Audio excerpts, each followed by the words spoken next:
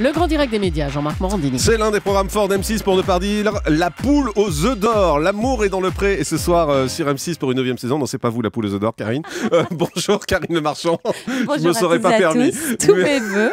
Merci d'être en direct avec nous sur Europe 1 donc, pour le lancement ce soir de cette 9e édition. En 9 saisons, l'émission a déjà formé 50 couples, 15 dingue, mariages. sur 70. 24 bébés. C'est fou, assez hallucinant. Quand on réattaque comme ça une nouvelle saison, qu'est-ce qu'on se dit? Est-ce qu'on va trouver des personnages assez forts, assez drôles? Bah, nous déjà oui, dans l'équipe, comme c'est toujours la même équipe, on essaye aussi de renouveler les choses pour pas rentrer dans la routine. On se dit que si nous on prend du plaisir à tourner, les téléspectateurs en prendront à regarder. Donc on cherche aussi des nouveaux types d'agriculture, des paysages multiples, des âges multiples, des personnalités multiples. Donc on est très vigilants, je pense déjà dès le pré-casting. Et cette année il y a eu beaucoup de demandes. Hein. Et qu'est-ce qui fait justement qu'on est sélectionné quand on est agriculteur? C'est M6 qui finalise la sélection. Ouais. Nous on envoie ce qu'on appelle des casteurs avec des petites caméras toutes simples. On a déjà fait une présélection sur le courrier. Il faut vraiment que la personne, que l'agriculteur soit motivé. Parfois, c'est la famille qui écrit et lui, il n'a pas tellement envie de se caser. Donc ça, on n'insiste pas. Et quand on sent une vraie motivation, on y va. On essaye vraiment d'avoir, par exemple, il y a beaucoup d'éleveurs de vaches en Bretagne. On ne va pas faire que des éleveurs de vaches. Donc on va prendre 1 ou 2 Bretons. Puis après, on va essayer de trouver dans des recoins, dans des endroits qu'on ne connaît pas.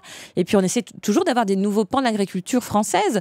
Là, on a une éleveuse de lapins, une éleveuse de chiens pour la première fois. On a un meunier qui est aussi céréalier, donc qui lui travaille toute la chaîne. On essaye vraiment de renouveler aussi l'image qu'on a de l'agriculture et puis d'avoir aussi du paysan qui se revendique comme tel, parce que c'est important aussi, et qui a une grande mission dans son idée de nourrir les Français. Est-ce que parfois il n'y a pas le risque de tomber dans la caricature et d'aller un peu vers les émissions comme Confession intime et Tellement vrai? Je pense à François qui est éleveur de vaches laitières, de chevaux céréaliers. On nous dit qu'il est fan et sosie de Johnny Hallyday, qu'il aime les karaokés, qu'il prend des cours de rock, et là on se dit bon ben voilà, c'est Confession intime. Alors quoi. Ça c'est sur le papier, puis quand on le rencontre, on s'aperçoit que c'est un homme, d'abord ils sont agriculteurs depuis 7 générations. C'est un homme qui est vraiment agriculteur au départ, et il se trouve que suite à un décès dans sa vie, il a perdu son bébé. Oui, parce que du coup ça change la donne. Il s'est rapproché de sa passion de Johnny, c'est ça qui l'a sauvé. Et en fait, il s'est mis à chanter dans la karaoké. Et il y a mis tout son cœur, et c'est vrai qu'il a la voix de Johnny. Et donc, du coup, maintenant, on lui demande de chanter, mais il fait ça gratuitement. C'est une passion. Il est agriculteur au départ, et son histoire personnelle fait que justement, on n'est pas dans la caricature. Il y a celui qu'on va sans doute découvrir et qui va faire beaucoup parler, c'est Bertrand, qui est le rigolo de la saison, qui retape les vieilles voitures. Hein. Les vieilles voitures, bien sûr.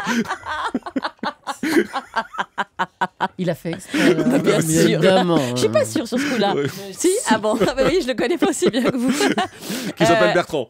Ouais, il y en a 2 qui retapent les vieilles cette année. Et j'ai hâte qu'ils se rencontrent. Non, mais c'est vrai.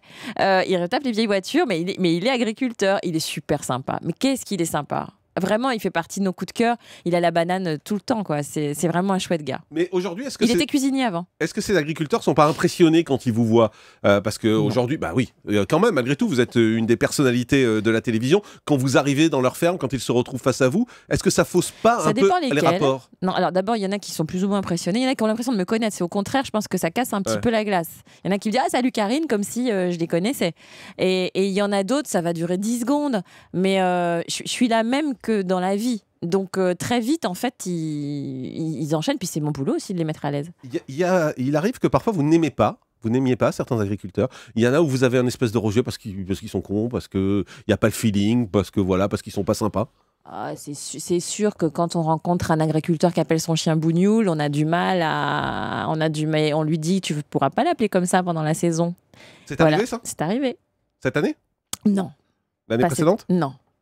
On va pas faire toutes les années. Non, mais c'est sûr qu'après. Il appelait son chien Bougnoul. Bah oui, c'est sûr qu'il y a des choses comme ça qui nous dérangent, mais on n'est pas là pour juger Nous,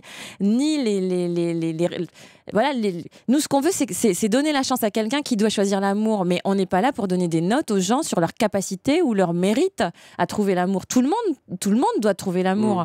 Maintenant, les idées politiques ou la façon de se comporter avec les femmes, ça nous regarde pas, et je pense que les téléspectateurs sont pas dupes et que petit à petit, on se fait une idée des gens. Il y a eu des soucis cette saison? Non, pour l'instant pas. Non, rapport aux agriculteurs que vous avez rencontrés, il y a personne où vous a dit tiens celui-là, il est un peu limite quoi. C'est-à-dire? Limite dans ses idées, limite dans ce qu'il peut penser.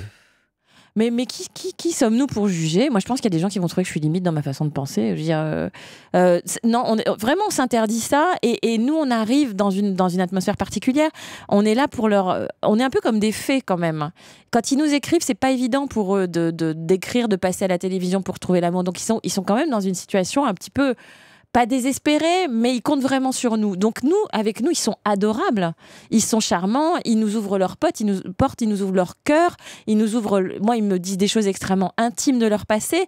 Moi, leurs idées politiques, leur façon de fonctionner, je m'en fous. Du côté des candidates, on a vu parfois certaines qui arrivaient uniquement pour se montrer à la télévision, pour être mises en avant. Comment on les écarte, celles-là, aujourd'hui ?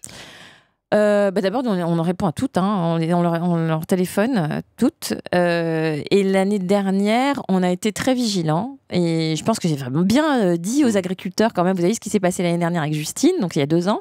Ils étaient très frileux à l'idée de tomber sur une fille pas sincère. Et donc quand ils ont ouvert leur courrier, je leur ai répété que la fille qui était en string n'était peut-être pas la plus motivée pour venir s'installer à la campagne à vie. Et ils ont fait attention à ça ? Je pense qu'ils ont fait attention à ça. Ouais, ça a bien marché. On n'a eu aucun scandale l'année dernière. On n'a eu aucun problème. On a nous-mêmes aussi écarté un agriculteur qu'on n'avait pas trouvé fair play. Donc je pense qu'on a aussi envoyé des codes spécifiques. Et c'est pour ça qu'on a, je crois, beaucoup de courriers cette année aussi. On a eu beaucoup de demandes d'agriculteurs. Ça les a rassurés de voir la saison dernière. Moi, je crois que vous le savez, L'amour est dans le pré, c'est une émission que j'aime beaucoup, que je regarde avec beaucoup de plaisir. Il y a juste un truc qui m'a un peu gêné, c'est qu'on a le sentiment parfois que c'est un peu étiré. Voilà, il y a de plus en plus d'épisodes, et il y a des épisodes où il se passe rien, quoi. On s'emmerde un peu, et on se dit, tiens, voilà, ils ont voulu faire un épisode de plus, et du coup, il y a un peu un ventre mou. Ça va être le cas encore cette année. On a étiré. En plus, c'est le bilan. Je parle pas du dernier épisode, je parle au milieu parfois. Mais non, voilà, alors à part le bilan et les portraits qui sont passés à 2 épisodes parce qu'on voulait donner plus de temps aux gens, il n'y a pas plus d'épisodes. Maintenant, ça fait 6 millions de moyenne. Comment vous dire ? Est-ce qu'on va dire à M6 supprimer des épisodes parce que c'est un petit peu mou ? Je suis pas sûre. Vous trouvez aussi que c'est un peu mou parfois ? Non, moi je trouve que sans langue de bois. Non, sans langue de bois. J'aime que ce soit lent. J'aime qu'il y ait des émissions en prime time qui donnent la part belle à l'image. J'aime qu'on soit dans une espèce de réalité de ce qui se passe et qu'on soit pas tout le temps dans un montage très cut, comme on dit professionnellement, c'est-à-dire très serré, où on ne montre que le bon mot, la bonne vanne, la faute de français, la main aux fesses, le bisou. Voilà, j'aime qu'on amène la situation et je trouve que c'est ça qui donne de la poésie au programme. Alors, on n'est plus habitué, de moins en moins habitué, parce que maintenant, c'est que des trucs de zapping et tout ça. Et au contraire, moi, je pense que c'est pour ça que ça fonctionne, c'est qu'on ramène les gens à une certaine réalité. Je ne sais pas si vous en avez parlé dans cette émission, mais dans un pays, je crois que c'est en Suède, où maintenant, on a suivi un train qui traversait tout le pays. C'était 17 heures d'antenne, c'est la plus grosse audience du pays. Et maintenant, on appelle la slow TV. On revient dans les pays du Nord à des émissions qui sont quasiment en temps réel, quasiment sans montage. Et moi, je trouve que ça fait plaisir. C'est la télé-réalité, cette émission, ou pas ? L'amour est dans le pré ? Oui. Mais non, c'est pas la télé-réalité. C'est quoi ? C'est du docu-réalité. On n'intervient pas dans le choix des filles, on ne fait pas exprès de créer des situations. Ce sont les agriculteurs qui nous écrivent et qui choisissent d'emmener les filles dans tel ou tel endroit. Ce sont eux qui vivent leur histoire. Maintenant, effectivement, quand c'est trop lent, on va couper, on va raccourcir quand même pour qu'il se passe quelque chose. Mais on n'intervient pas dans le contenu, ça se saurait. Hein. Et puis franchement, on ne pourrait pas inventer ce qui se dit. L'amour est dans le pré, donc ce soir, 20h50 sur M6. Et lundi prochain. Il y a la moitié ce soir. C'est une moitié ce soir. Un demi, L'amour est dans le pré. Voilà. Ce soir à 20h50. On dit un mot sur vous, peut-être Karine Le Marchand, un peu plus privé, un peu plus personnel.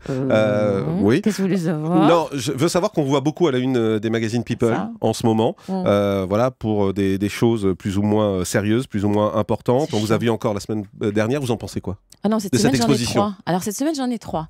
Alors, je suis à la fois en maillot de bain. En plus, j'ai la fesse plate, j'étais verte de rage. Avec tout ce que je cours. Bon, bref. Donc, je suis toute seule avec ma fille, un peu la loseuse. Vous voyez, la fille très, très malheureuse. En même temps, dans un autre magazine, on dit que je suis avec un garçon puisque je suis allée au théâtre avec lui. C'est vrai que, bon... voilà. Et dans un autre, on me présente mon nouveau chéri.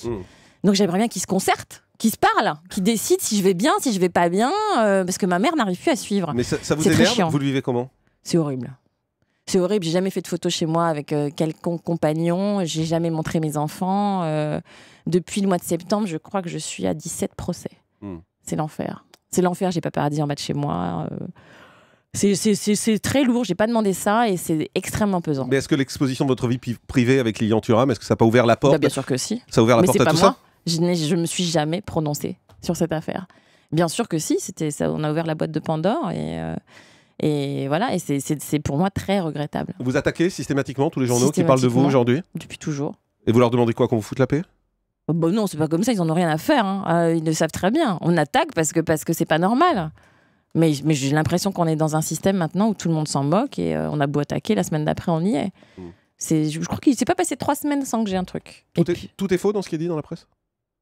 Écoutez, je sais pas d'où ils sortent leurs trucs, puis c'est même la méthode. C'est-à-dire, il y a 3 semaines, j'étais en train de tourner les plateaux de L'amour est dans le pré. On peut reconnaître le même manteau. Donc j'étais au Bois de Vincennes avec 17 personnes à faire mes lancements. Donc je marchais pour faire mes lancements. Il y a quelqu'un qui a pris la photo, qui l'a isolée et c'est marqué « Elle a peur de tout perdre », comme si je marchais seule dans la pauvre fille, dans la forêt, comme si je marchais seule et que j'allais me jeter dans la rivière. Mais c'est atroce, c'est lourd, c'est chiant. J'espère que les gens ne sont pas dupes. Le grand direct des médias, Jean-Marc Morandini.